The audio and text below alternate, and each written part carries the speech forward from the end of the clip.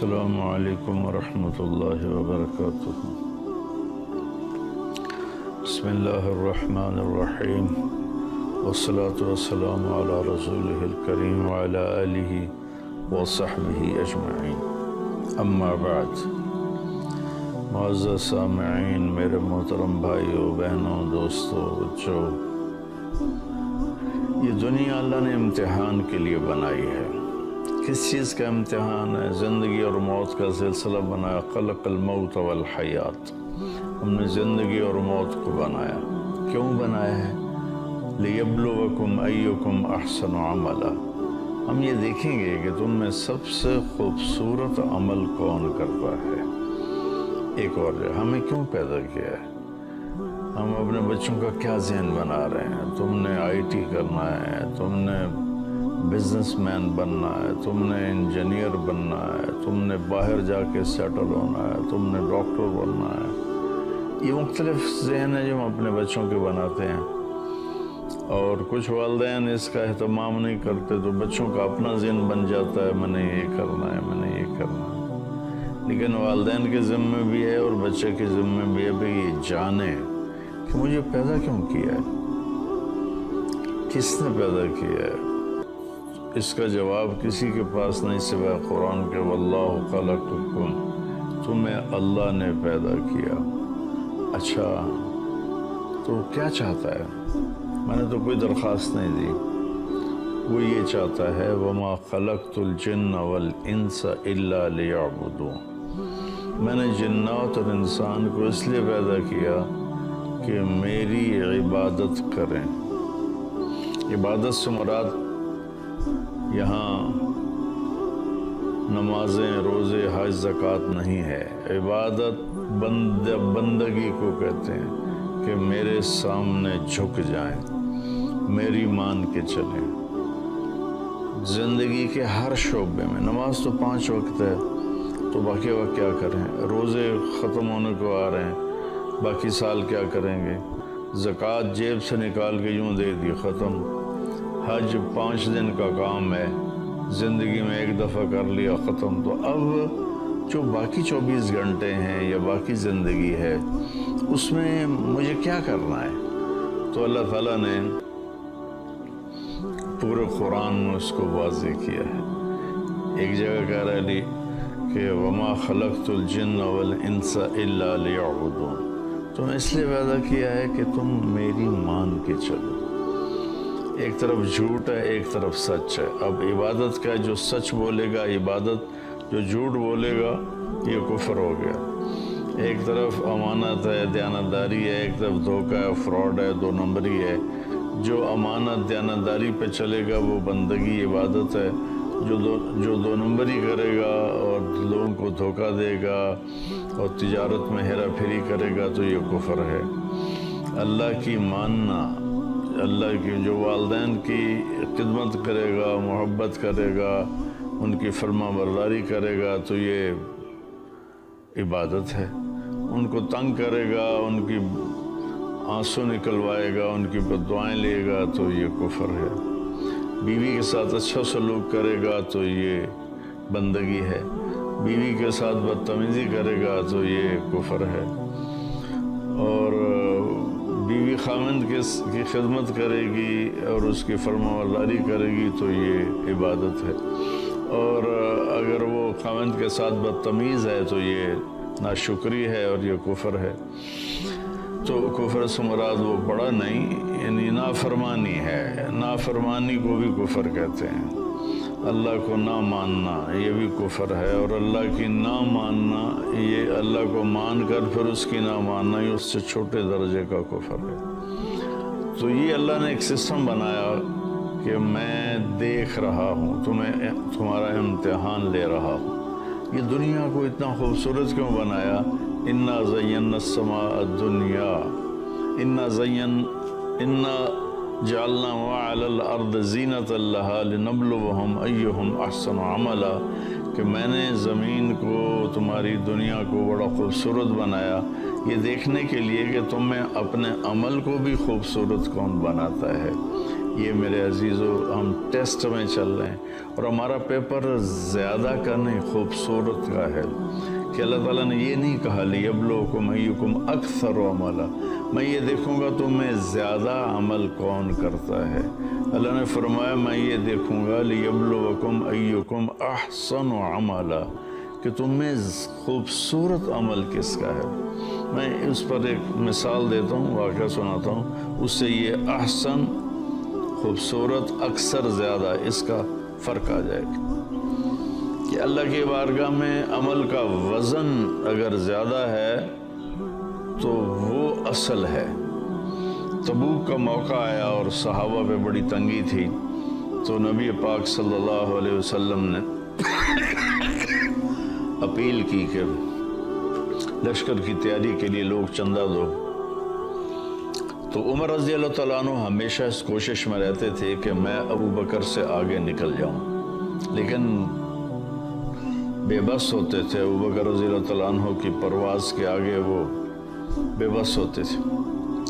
تو جب تبوک کا موقع آیا تو ان دنوں ابو بکر رضی اللہ تعالیٰ عنہ پر تنگی تھی، حالات کی تنگی تھی اور پیسے کی تنگی تھی، اور عمر رضی اللہ تعالیٰ عنہ اس وقت مالدار تھے اور مال کافی تھا، تو بڑے خوش ہوئے کہ اگر میں کبھی ابو بکر سے جیت سکتا ہوں تو وہ آج کا دن ہے، کہ اس کے پاس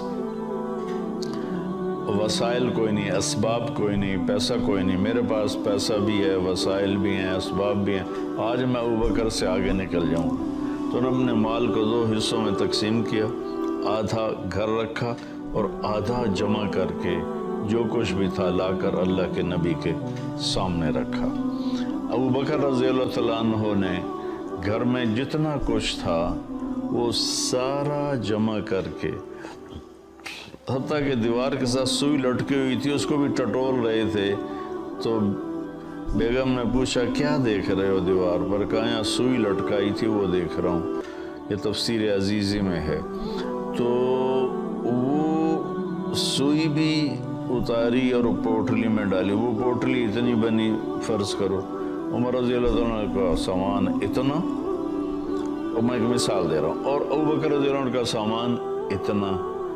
اب دیکھنے میں عمر جیت چکے ہیں، ابو بکر ہار چکے ہیں، لیکن اللہ رسول تو جانتے ہیں کہ کون کس سطح پر ہے اور کس کی کیا قربانی ہے۔ خوبصورت کا امتحان ہے کہ تم میں زیادہ خوبصورت عمل کون کرتا ہے۔ تو اب یہاں سوال ہونا تھا کہ ابو بکر کتنا لائے ہو؟ فرض کرو وہ کہتے جی میں 1000 درہم لایا ہوں، اور پھر پوچھتے عمر سے عمر تم کتنا لائے ہو؟ تو وہ کہتے جی میں 10,000 درہم لایا ہوں۔ تو عمر کی جیت تھی، ابو بکر کی ہار تھی۔ اور اس موقع کا سوال بھی یہی بنتا ہے، ہمیں لوگ چندہ دیتے ہیں کبھی فزیکلی آ کر کہ جی یہ پیسے ہیں مدرسے کے لیے، تو ہم یہ پوچھتے ہیں کہ کتنے ہیں۔ یہ کبھی نہیں پوچھا آج تک کہ جی باقی گھر میں کتنے ہیں آپ کے اور بینک میں کتنے ہیں۔ یہ پوچھیں تو اگلے ہم پر شک کرنے لگ جائیں گے کہ لگتا ہے مولوی صاحب کی نیت میں کوئی فتور آیا ہوا ہے، کوئی بدنیتی آ گئی ہے، ہم سے ہمارا بینک بیلنس پوچھ رہا ہے۔ تو میرے نبی نے سوال تو یہ کرنا تھا عمر کتنا لائے ہو، ابو بکر کتنا لائے ہو۔ اس سوال پر خوبصورتی پیچھے رہ جاتی اور زیادتی آگے بڑھ جاتی۔ تو میں قربان جاؤں، آپ نے سوال پلٹ دیا، ابو بکر سے پہلے نہیں پوچھا، پہلے عمر سے پوچھا۔ عمر ما خلفتا، عمر پیچھے کیا چھوڑ کے آئے ہو؟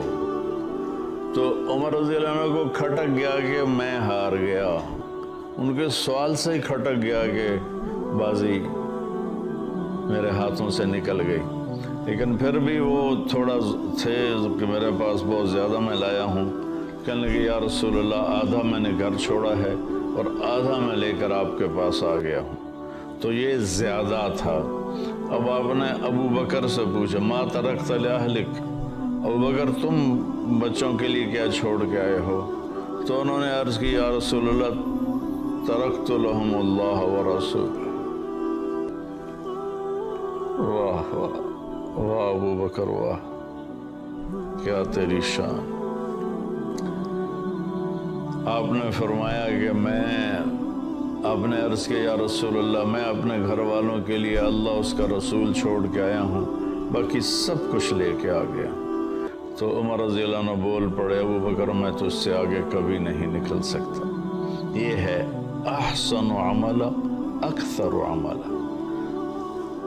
ये भी मतलूब है कि हम ज़्यादा से ज़्यादा नेकियां करें, ज़्यादा से ज़्यादा अच्छे काम करें, लेकिन उसमें जो आगे बढ़ जाएगा ना, जिसका अमल खूबसूरत ज़्यादा होगा वो आगे बढ़ जाएगा।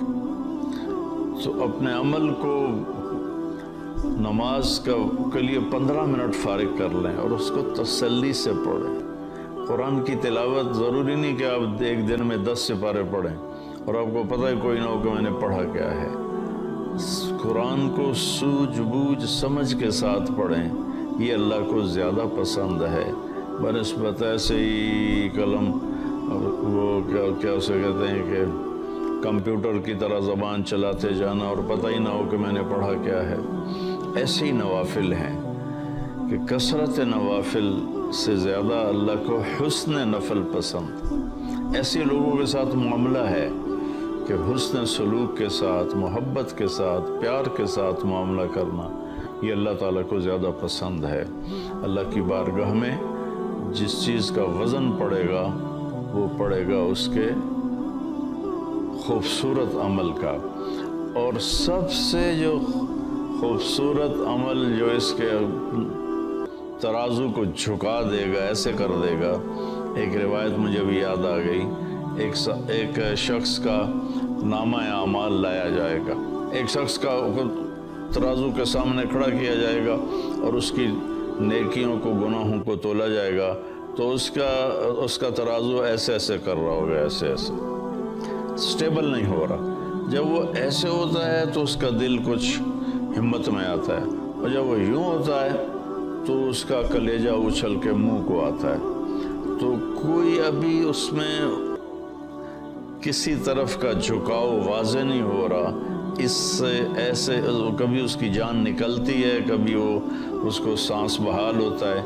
इतने में एक बादल आएगा और उसके राइट साइड के तराजू के पलड़े में ऐसे आके उतर जाएगा, तो यूं हो जाएगा और स्टेबल हो जाएगा। तो कहा जाएगा फाज़ा फौज़न आज़ीमा, कामयाब हो गया। तो उस वक्त उसका पसीना खुश्क होगा, उसकी जान में जान आएगी। वो फरिश्ते से पूछेगा, भाई ये क्या था बादल सा? तो वो कहेंगे, ये तेरे अच्छे अखलाक थे जिन्होंने आज तुम्हें जहन्नुम से बचा लिया। और इसके साथ एक हदीस मुझे याद आई, इन्ना अथक़ल शैइन युज़अ फ़ी मीज़ान अल-मोमिन हुस्नुल अखलाक। सबसे वज़नी अमल जो तराजू में रखा जाएगा फ़राइज़ के बाद, सबसे वज़नी अमल किसी भी मर्द का, किसी भी औरत का, किसी भी पढ़े लिखे अनपढ़ का, मालदार फ़कीर का, जो सबसे वज़नी अमल होगा राइट साइड के तराजू में, वो उसके अच्छे अखलाक होंगे। अच्छे अखलाक वाले दुनिया में मिलते नहीं। बहुत नमाजी बहुत हैं, रोज़ेदार भी बहुत हैं, ज़कात देने वाले भी बहुत हैं, हज करने वाले भी बहुत हैं, लेकिन अखलाक वालों से दुनिया खाली है। मेरे अजीज़ों, अपने अखलाक अच्छे बना लो। और एक और हदीस याद आ गई, आपसे सहाबा ने पूछा, या रसूलल्लाह मा खैरु मा उतियल इंसान। या रसूलल्लाह, अल्लाह अपने बंदे को बेशुमार नेमतें देता है, सबसे बड़ी नेमत क्या है जो अल्लाह अपने बंदे को देता है? ईमान के बाद सबसे बड़ी नेमत क्या है जो अल्लाह अपने बंदे को देता है? सुभान अल्लाह। अब इसमें कितने अमाल थे कि तहज्जुद पढ़ता हो, इतने नफल पढ़ता हो, इतने रोज़े रखता हो, इसको आपने इबादत से नहीं जोड़ा। आपने फरमाया खैरु मा उतियल इंसान हुस्नुल खुलुक। किसी भी इंसान को सबसे आला दर्जे की चीज़ जो अल्लाह देता है, किसी भी इंसान को, मर्द को, औरत को, सबसे आला दर्जे की चीज़ जो अल्लाह किसी को देता है وہ اس کے اچھے اخلاق. سب سے وزنی ترازو میں اچھے اخلاق، سب سے اعلیٰ چیز جو اللہ بندے کو دیتا ہے اچھے اخلاق. اور اچھے اخلاق دو چیزوں میں آ جائیں گے، باقی اس میں سمٹ جائیں گے. ایک اس کی حفاظت، اس سے کسی کو دکھ نہ پہنچاؤ، اس سے کسی کو دکھ نہ پہنچاؤ، اس سے کسی کی غیبت نہ کرو، کسی کو گالی نہ دو، کسی کو ذلیل نہ کرو. اور یہ دل، اس کو ہر ایک کی نفرت سے پاک کر دو، ہر ایک کے کھوٹ سے پاک کر دو، حسد سے، بغض سے، نفرت سے، کینہ سے پاک کر دو. تو اللہ تعالیٰ کے فضل و کرم سے ہم اس امتحان میں کامیاب ہو جائیں گے جو اللہ تعالیٰ ہمارا لینا چاہتا ہے، اور فرماتا ہے کہ میں باقی کامیاب تو اللہ کے فضل سے ہی ہوں گے. یہ اس کے بتائے ہوئے قانون کی بات کی ہے، جس پہ اللہ کا فضل ہوگا وہ کامیاب ہوگا. اور اس کا فضل، اس کی رحمت، خود کہتا ہے ان رحمت اللہ قریب من المحسنین. میری رحمت نیک عمل کرنے والے، اچھے عمل کرنے والے، احسان کرنے والوں کے ساتھ ہے. یہ جو ایک شیطان نے چکر چلا ہے اللہ بڑا غفور الرحیم ہے، آپ ہی معاف کرے گا، تو اس طرح تو حسین اور شمر ایک ہی ترازو میں آ کے بیٹھ جائیں تو یہ تو ساری شریعت ہی الٹ پلٹ ہو جائے گی، ساری تاریخ ہی الٹ پلٹ ہو جائے گی. بھائیو، اللہ نے اچھے برے کو الگ کیا ہے. یہاں کی عدالت بھی الگ کرتی ہے، اللہ کی عدالت نے بھی الگ کیا ہے. السلام علیکم ورحمۃ اللہ.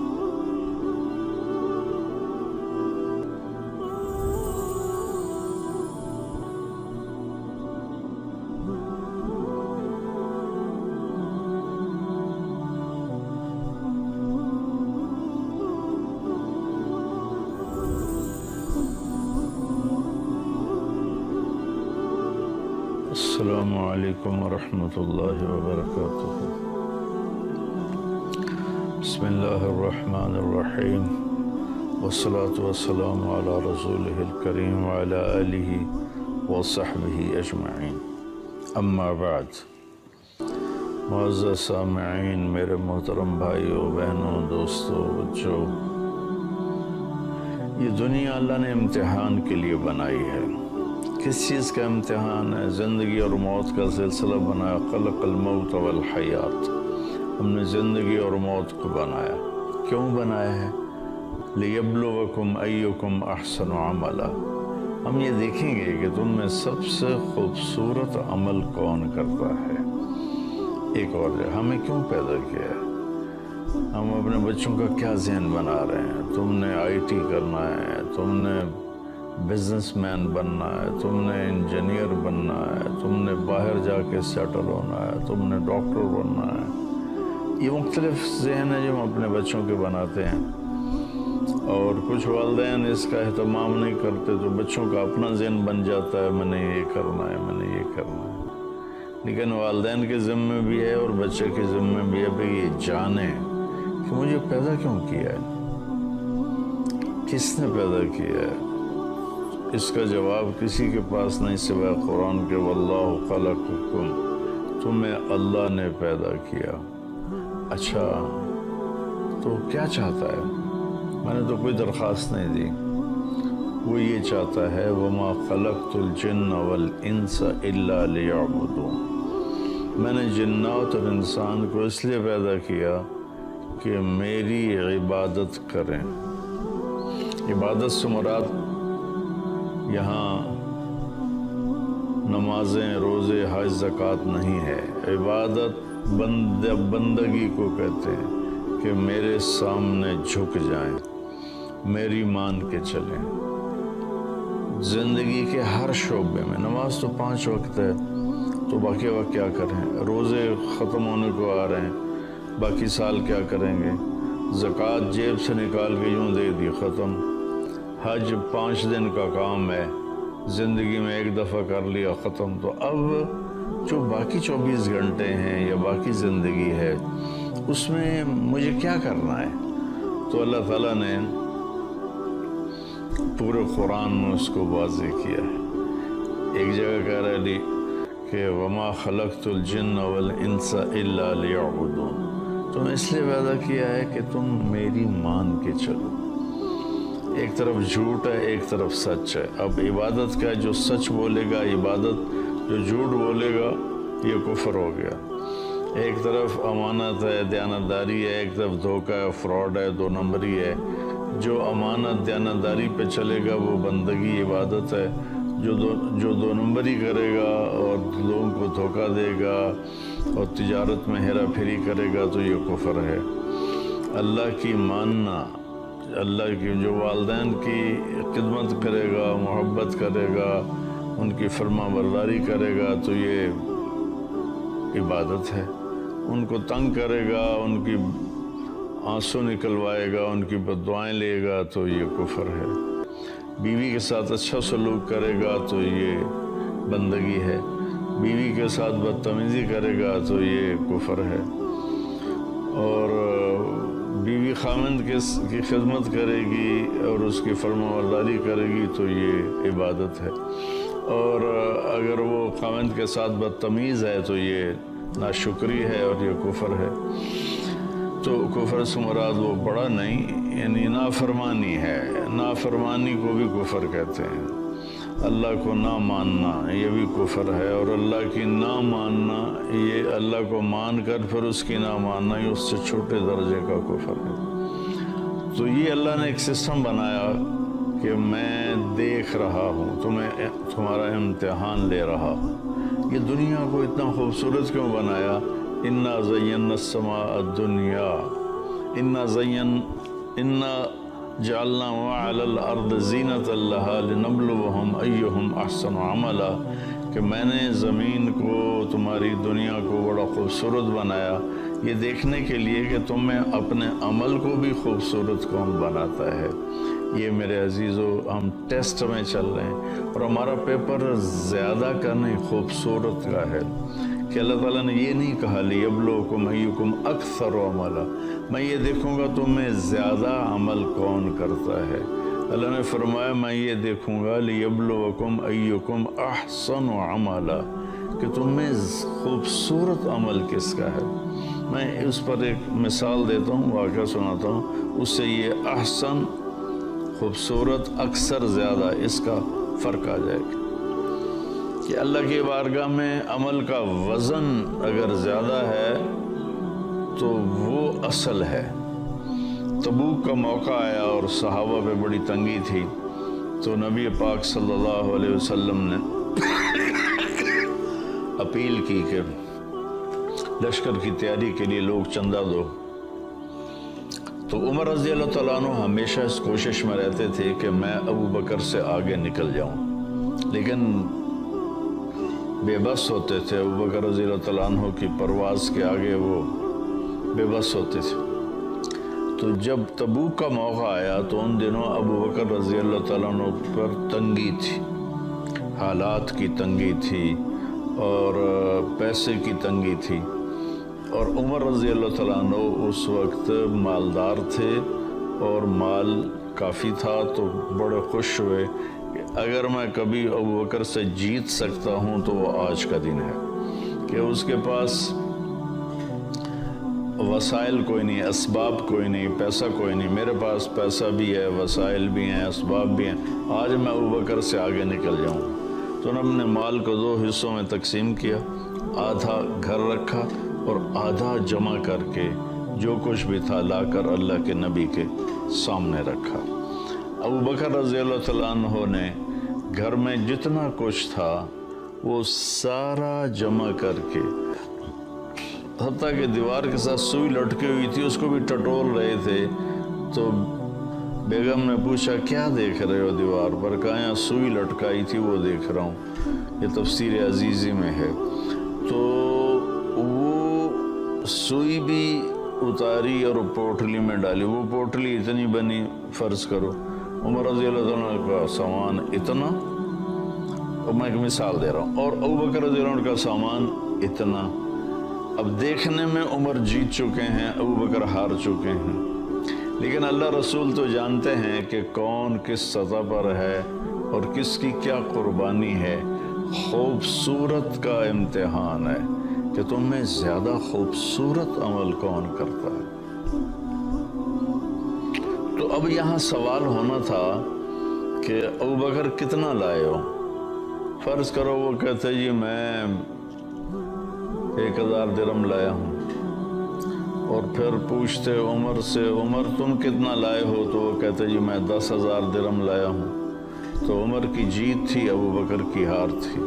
اور اس موقع کا سوال بھی یہی بنتا ہے، ہمیں لوگ چندہ دیتے ہیں کبھی فزیکلی آ کر کہ جی یہ پیسے ہیں مدرسے کے لیے، تو ہم یہ پوچھتے ہیں کہ کتنے ہیں۔ یہ کبھی نہیں پوچھا آج تک کہ جی باقی گھر میں کتنے ہیں آپ کے اور بینک میں کتنے ہیں۔ یہ پوچھیں تو اگلے ہم پر شک کرنے لگ جائیں گے کہ لگتا ہے مولوی صاحب کی نیت میں کوئی فتور آیا ہوا ہے، کوئی بدنیتی آ گئی ہے، ہم سے ہمارا بینک بیلنس پوچھ رہا ہے۔ تو میرے نبی نے سوال تو یہ کرنا تھا عمر کتنا لائے ہو، ابوبکر کتنا لائے ہو۔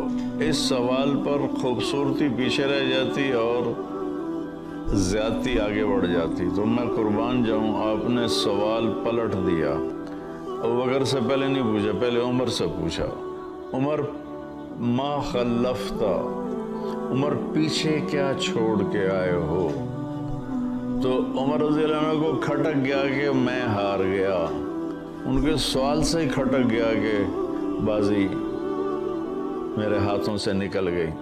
لیکن پھر بھی وہ تھوڑا تھے کہ میرے پاس بہت زیادہ میں لایا ہوں، کہنے لگے یا رسول اللہ آدھا میں نے گھر چھوڑا ہے اور آدھا میں لے کر آپ کے پاس آ گیا ہوں۔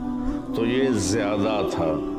اب آپ نے ابوبکر سے پوچھا ما ترکت لأہلک، ابوبکر تم بچوں کے لیے کیا چھوڑ کے آئے ہو؟ تو انہوں نے عرض کی یا رسول اللہ ترکت لہم اللہ ورسولہ۔ واہ واہ واہ ابوبکر واہ، کیا تیری شان۔ آپ نے فرمایا کہ آپ نے عرض کیا یا رسول اللہ میں اپنے گھر والوں کے لیے اللہ اس کا رسول چھوڑ کے آیا ہوں، باقی سب کچھ لے کے آ گیا۔ تو عمر رضی اللہ عنہ بول پڑے ابوبکر میں تو اس سے آگے کبھی نہیں نکل سکتا۔ یہ ہے احسن عمل اکثر عمل۔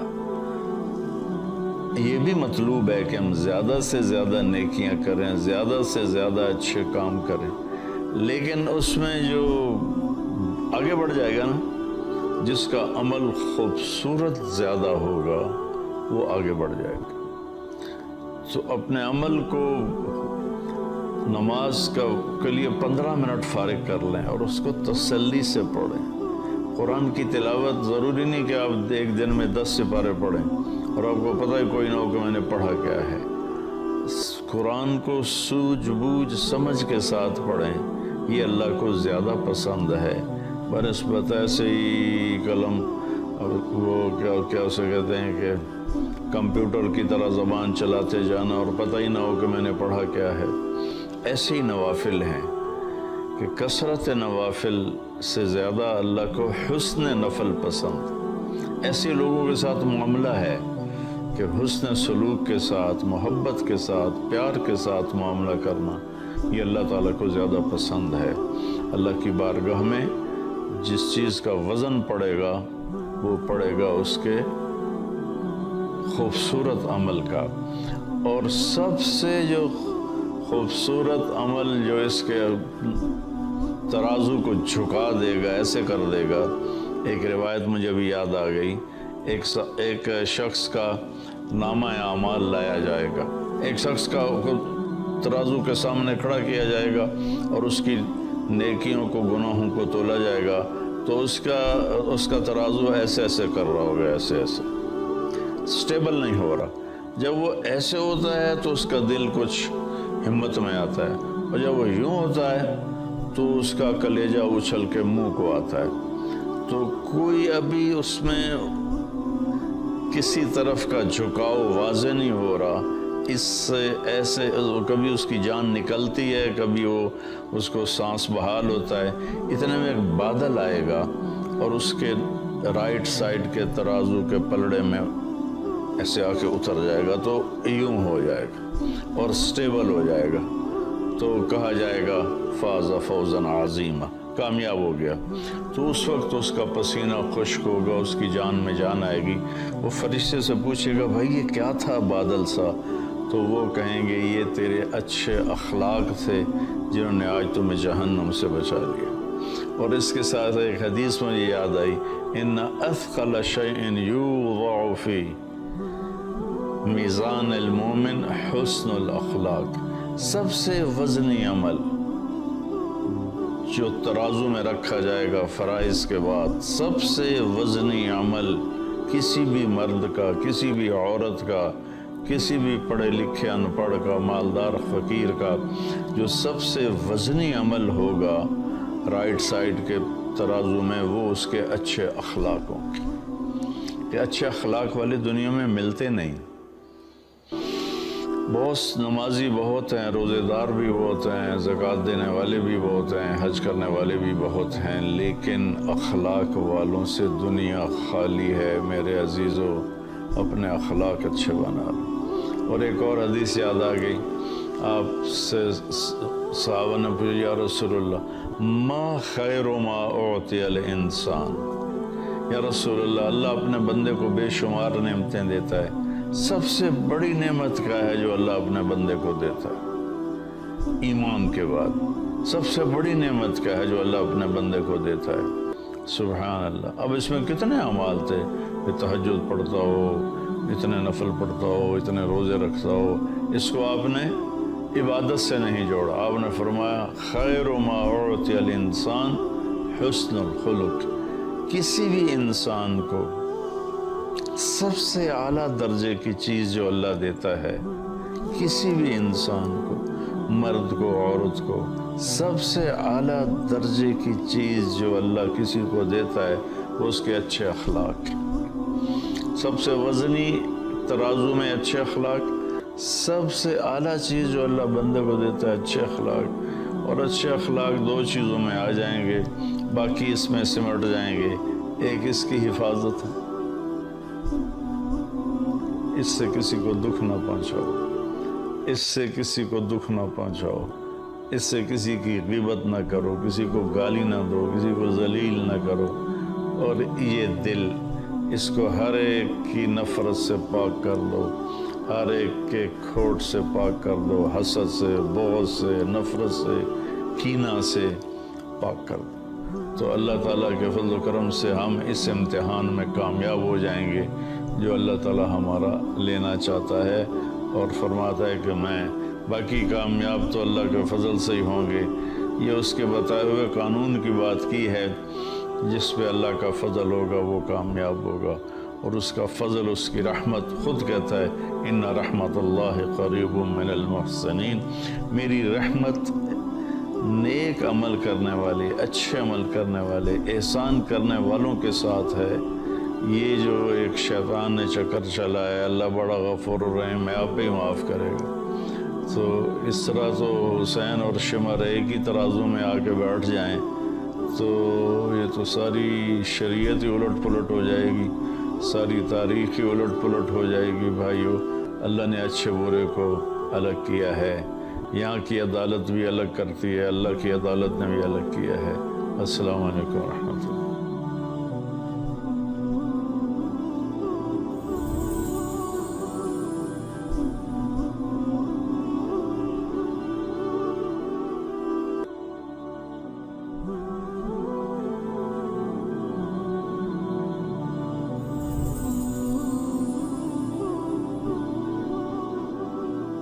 السلام علیکم ورحمۃ اللہ وبرکاتہ۔ بسم اللہ الرحمن الرحیم، والصلاة والسلام علی رسولہ الکریم وعلی آلہ وصحبہ اجمعین، اما بعد۔ معزز سامعین، میرے محترم بھائیوں، بہنوں، دوستوں، بچوں، یہ دنیا اللہ نے امتحان کے لیے بنائی ہے۔ کس چیز کا امتحان ہے؟ زندگی اور موت کا سلسلہ بنایا۔ خلق الموت والحیات، ہم نے زندگی اور موت کو بنایا۔ کیوں بنایا ہے؟ لیبلوکم ایکم احسن عملا، ہم یہ دیکھیں گے کہ تم میں سب سے خوبصورت عمل کون کرتا ہے۔ ایک اور جگہ ہمیں کیوں پیدا کیا ہے؟ ہم اپنے بچوں کا کیا ذہن بنا رہے ہیں؟ تم نے IT کرنا ہے، تم نے بزنس مین بننا ہے، تم نے انجینئر بننا ہے، تم نے باہر جا کے سیٹل ہونا ہے، تم نے ڈاکٹر بننا ہے۔ یہ مختلف ذہن ہے جو ہم اپنے بچوں کے بناتے ہیں، اور کچھ والدین اس کا اہتمام نہیں کرتے تو بچوں کا اپنا ذہن بن جاتا ہے، میں نے یہ کرنا ہے، میں نے یہ کرنا ہے۔ لیکن والدین کے ذمہ بھی ہے اور بچے کے ذمہ بھی ہے کہ یہ جانے کہ مجھے پیدا کیوں کیا ہے، کس نے پیدا کیا ہے۔ اس کا جواب کسی کے پاس نہیں سوائے قرآن کے، واللہ خلقکم، تمہیں اللہ نے پیدا کیا۔ اچھا تو کیا چاہتا ہے؟ میں نے تو کوئی درخواست نہیں دی، وہ یہ چاہتا ہے وما خلقت الجن والانس الا لیعبدون، میں نے جنات اور انسان کو اس لیے پیدا کیا کہ میری عبادت کریں۔ عبادت سے مراد یہاں نمازیں، روزے، حج، زکوٰۃ نہیں ہے۔ عبادت بندگی کو کہتے ہیں کہ میرے سامنے جھک جائیں، میری مان کے چلیں۔ زندگی کے ہر شعبے میں، نماز تو 5 وقت ہے تو باقی وقت کیا کریں؟ روزے ختم ہونے کو آ رہے ہیں، باقی سال کیا کریں گے؟ زکوٰۃ جیب سے نکال کے یوں دے دی، ختم۔ حج 5 دن کا کام ہے، زندگی میں ایک دفعہ کر لیا، ختم۔ تو اب جو باقی 24 گھنٹے ہیں یا باقی زندگی ہے اس میں مجھے کیا کرنا ہے؟ تو اللہ تعالیٰ نے پورے قرآن میں اس کو واضح کیا ہے۔ ایک جگہ کہہ رہا ہے کہ وما خلقت الجن والانس الا لیعبدون، تم اس لیے پیدا کیا ہے کہ تم میری مان کے چلو۔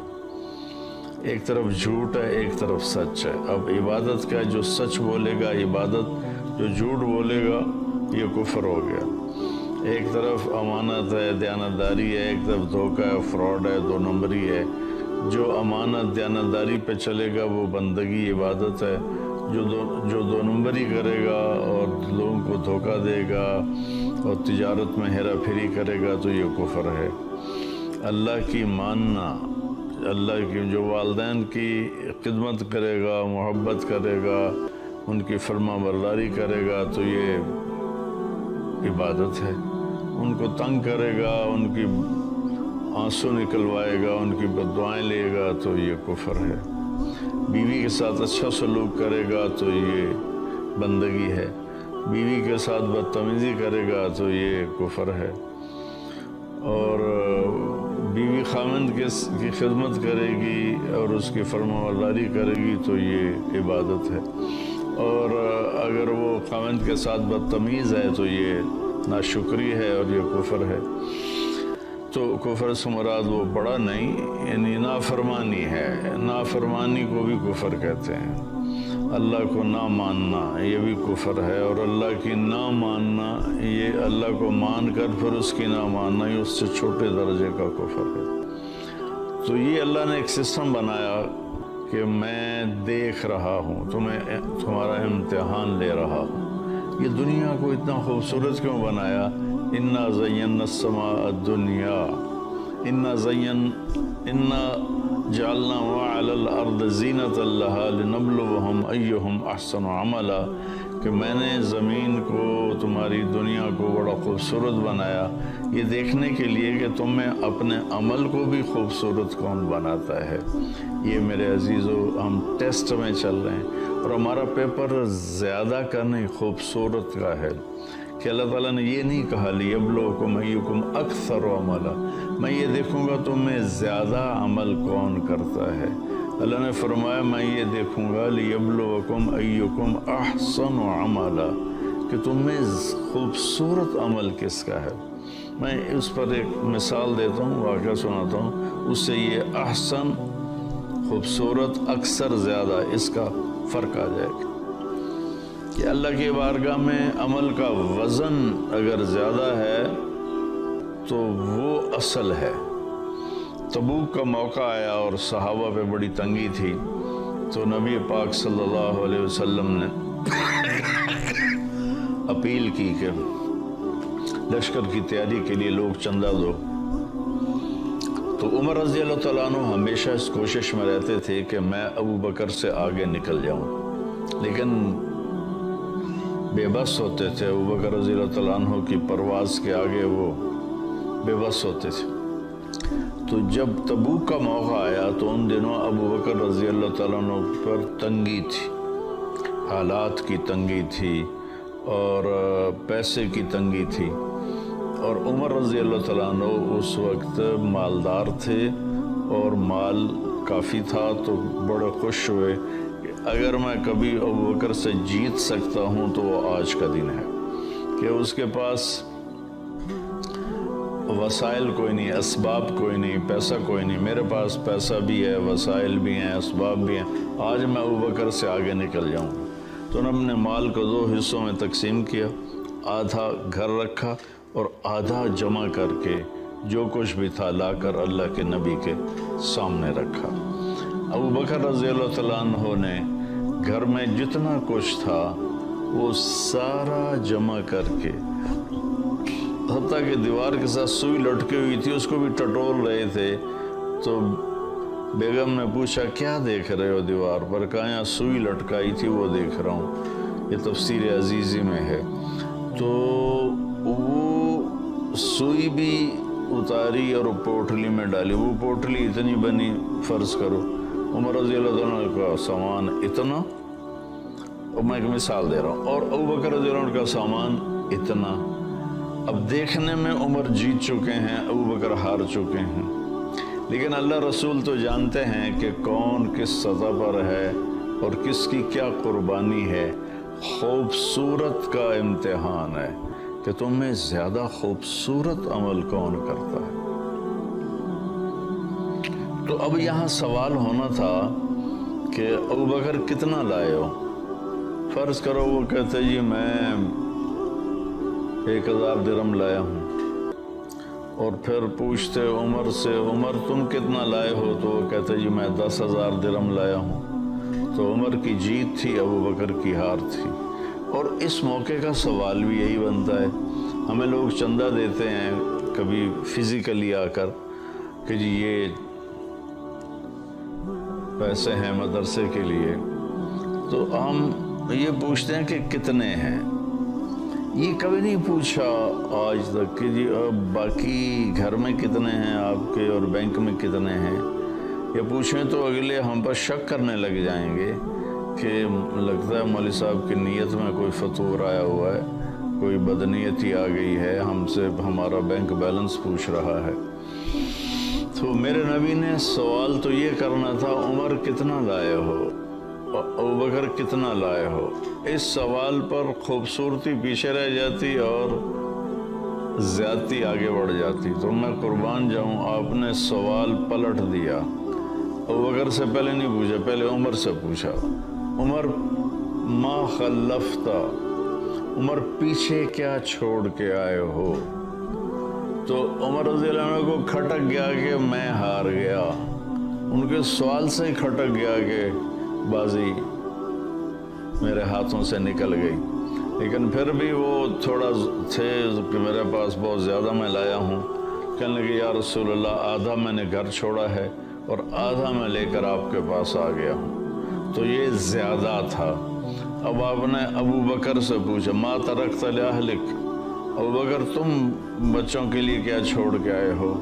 तो उन्होंने अर्ज़ की या रसूल अल्लाह तरकतु लहुमुल्लाह व रसूलहू। वाह वाह वाह अबू बकर वाह, क्या तेरी शान। आपने फरमाया कि आपने अर्ज़ किया या रसूल अल्लाह, मैं अपने घर वालों के लिए अल्लाह उसका रसूल छोड़ के आया हूँ, बाकी सब कुछ लेके आ गया। तो उमर रज़ी अल्लाह अन्हु बोल पड़े अबू बकर मैं तो उससे आगे कभी नहीं निकल सकता। ये है अहसन अमला अक्सर अमला। ये भी मतलूब है कि हम ज़्यादा से ज़्यादा नेकियां करें, ज़्यादा से ज़्यादा अच्छे काम करें, लेकिन उसमें जो आगे बढ़ जाएगा ना, जिसका अमल खूबसूरत ज़्यादा होगा वो आगे बढ़ जाएगा। तो अपने अमल को نماز کے لیے 15 منٹ فارغ کر لیں اور اس کو تسلی سے پڑھیں۔ قرآن کی تلاوت ضروری نہیں کہ آپ ایک دن میں 10 سپارے پڑھیں اور آپ کو پتہ ہی کوئی نہ ہو کہ میں نے پڑھا کیا ہے۔ قرآن کو سوجھ بوجھ سمجھ کے ساتھ پڑھیں، یہ اللہ کو زیادہ پسند ہے بنسبت ایسے ہی قلم وہ کیا اسے کہتے ہیں کہ کمپیوٹر کی طرح زبان چلاتے جانا اور پتہ ہی نہ ہو کہ میں نے پڑھا کیا ہے۔ ایسے ہی نوافل ہیں کہ کثرت نوافل سے زیادہ اللہ کو حسن نفل پسند۔ ایسے لوگوں کے ساتھ معاملہ ہے کہ حسن سلوک کے ساتھ، محبت کے ساتھ، پیار کے ساتھ معاملہ کرنا، یہ اللہ تعالیٰ کو زیادہ پسند ہے۔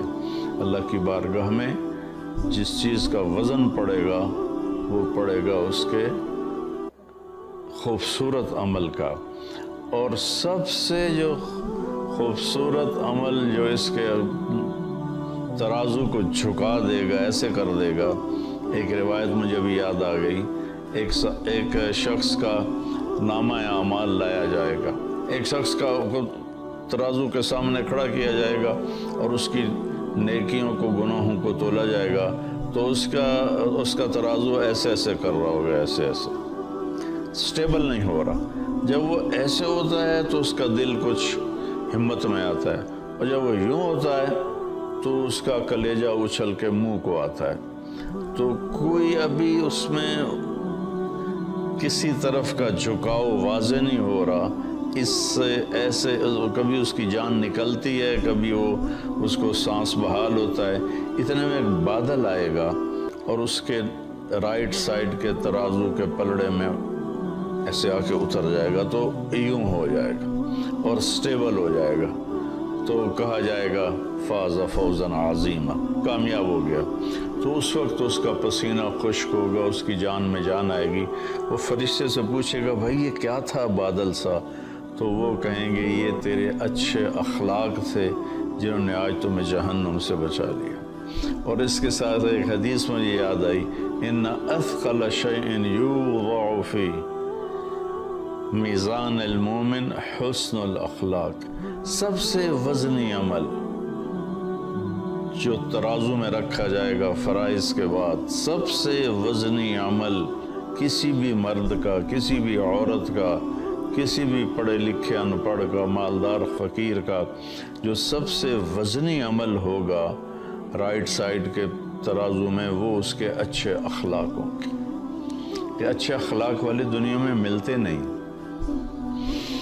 بہت نمازی بہت ہیں، روزے دار بھی بہت ہیں، زکوٰۃ دینے والے بھی بہت ہیں، حج کرنے والے بھی بہت ہیں، لیکن اخلاق والوں سے دنیا خالی ہے۔ میرے عزیزو، اپنے اخلاق اچھے بنا لو۔